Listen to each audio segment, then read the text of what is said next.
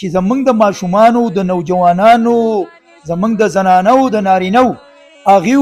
وختونه دی برباد کړه، بل دی شي زمونږ په منځ کې بېحیایي ډېره کړه، بل زمونږ تعلیمي نظام دیني او دنیاوي دواړه تباه کړه. نو تعلیمي نظام هم تباه شو،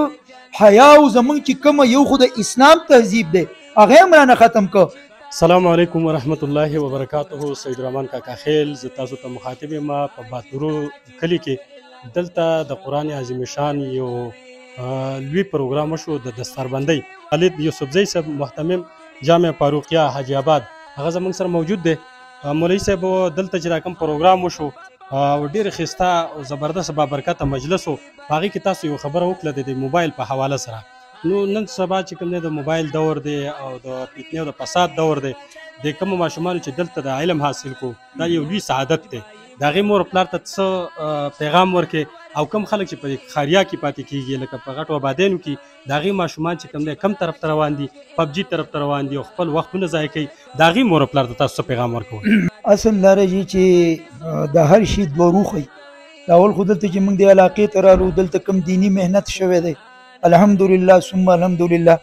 نو زه دا ویم چې د قرب قیامت زمانه ته نږدې به دواړه محنتونه نن موږ په سترګو سره ولیده که یو طرف ته بېدیني په تیزه روانه ده خو بل طرف ته دیني محنتونه د دې غره په سر کې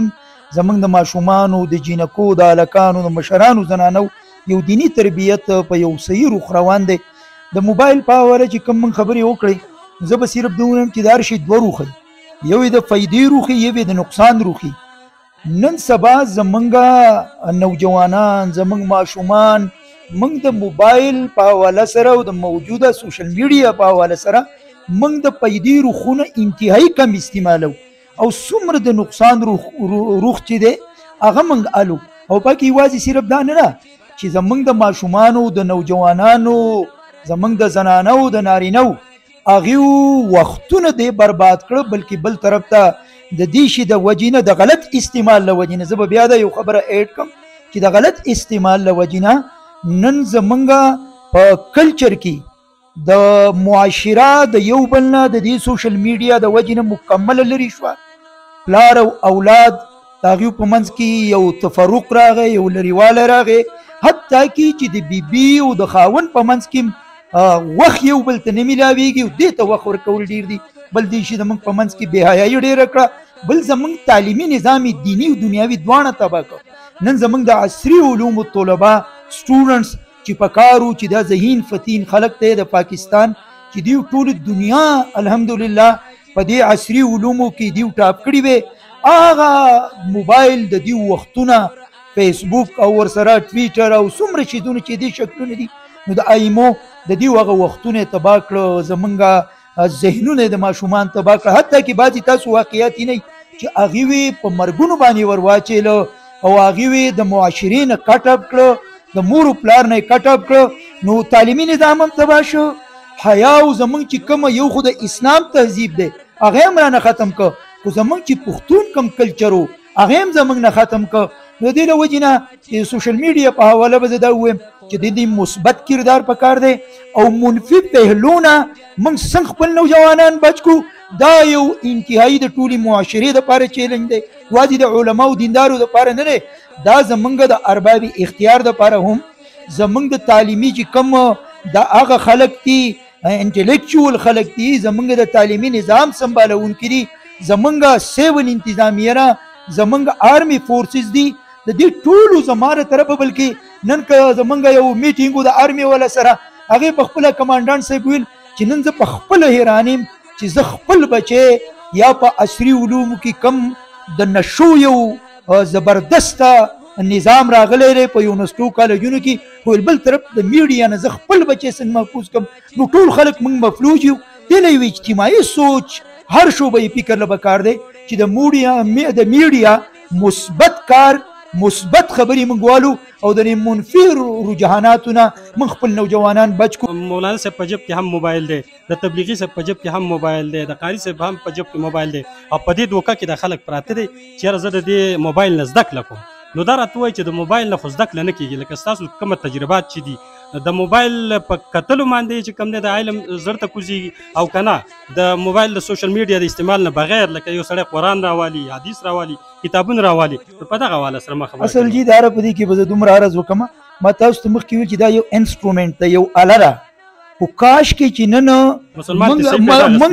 موږ ته صحیح پیدا د دې یوز چې دی د دا صحیح استعمال له دې صحیح شوی وی.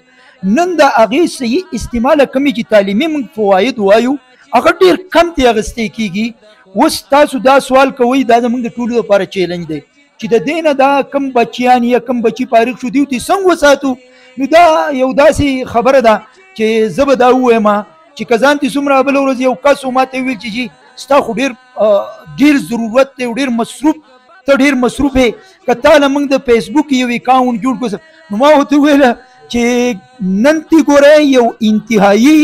چې دیندار خلک دی یا دنیادار انټلیکچوال دی یا زمونږ اعلی دماغ ورته وایو برین چې زمونږ کم هغه خلک هم د دې نه ځان نشي بچ کولی، بالکل دې ځان نشي. نو د دې فتنې سبب څنګه وشي، دا یو چیلنج دی، دا یو او دا زمونږ د ټولو دپاره. ما تاسو ته وویله چې د دې مخنیوی زمونږ د دیندارو طبقو په مقابله زمونږ د پاکستان هغه خلک په هره شعبه کې دي کوم چې اعلی تعلیم یافته دي، دوی څه داسې ځکه چې که موږ مخنیوی کوو بیا خلک وایي علما دینداره خلک و یاره دا د موجوده دور تقاضو نه واقف نه دي. یوز سپېړه دومره ارزانه شوې ده چې که دا ورته پلار نه مهیا لکه بل اوس ما یو دغه وکته نو په هغه کې حتی کې چې په لاهور کې یو هلک خپله ګرده صرف په موبایل خرڅه کړله، صرف د موبایل حاصلولو دپاره چې دا چې کم زمونږ کم ټچ موبایل دی دا حاصل کړي د هغې لپاره د هغې ګردې فروخت کړی. نو ما تاسو ته ویلې چې تر څو پورې په کومو کورونو کې داسې بعضې کورونه شته الحمدلله مثال دی چې د هغې په کورونو کې ساده صرف یو موبایل پروتي، نور د هغې زنانه او ماشومانه موبایل، خو داسې کورونه ډېر کم دي. نو نن سبا زه به دا ووایم چې که پلار عجزه یې ورته نه ورکوي هغې بل چا نه حتی کړي چې هلکان د دې لپاره غلا وکړي،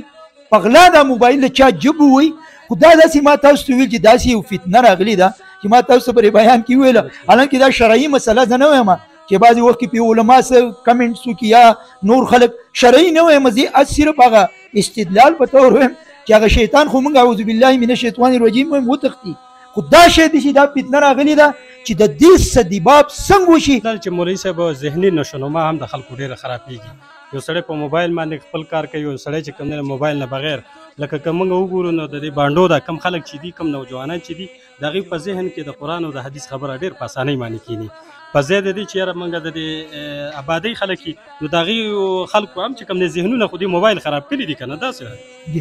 یاره جی ذهن زه خو به تاسو ته وایم د موبایل ذهن خرابول خو یو طرف ته دي بلکې بدني او ذهني نشونما ختموي، د آی سایټ د ماشوم ختم کړ، د برین دا داسې خلک راغلي دي داسې ماشومان اوس ولیدی شو چې هغوی دومره په موبایل عادت و چې هغوی مکمل هغوی ختم شو، بلکې د ډاکټرانو سم د هغوی علاج نشته. ډاکټرز چې دي هغوی هم وایي چې د دې مریض موږ سره علاج نشته، دا په موبایل تاسو دومره عادي جوړ کړی دی چې موږ د دې له کوم طرف نه علاج وکړو. داسې زمونږ سره مثال لري چې ریمیډي او داسې زمونږ سره څه علاج نشته چې دا سړی موږ کنټرول و چې د دې زمونږ سم علاج نشته. نو چې هغه خلکو سره ډاکټر سره نن د هغه خلکو د هغه ماشومانو چې په دې موبایل زمونږ ته ذهني او بدني هغه روحاني خو تباهي ده، خو دغه ماشومان چې دی نو دی معذور کړه. نو که موږ خپل بچي معذوره جوړول غواړو نو بس دا چې دا موجوده سوشل میډیا سره موږ دا ټیک وساتو، او که موږ د روحاني او بدني معذورتوب نه ساتل غواړو، کارآمد انسان او کارآمد مسلمان ته جوړول غواړو، نو کم از کم موږ کوشش وکړو چې د دې شیدونو نه بچي لري. بلکې نن زمونږ روحاني مکه او مدینه چې حرمین دي، نن که زمونږ مساجد دي هغه هم دې شي تباه کړه، روحانیت یې ټول ختم کړه. نو دا ایز ا انسټرومنټ دا خو په کار دی، خو زه به دا ووایم چې که د دغې نه اخوا کېږي نو د دې نه اخوا نور څه داسې د نقصان شی نشته چې هغه زه بیان کړم.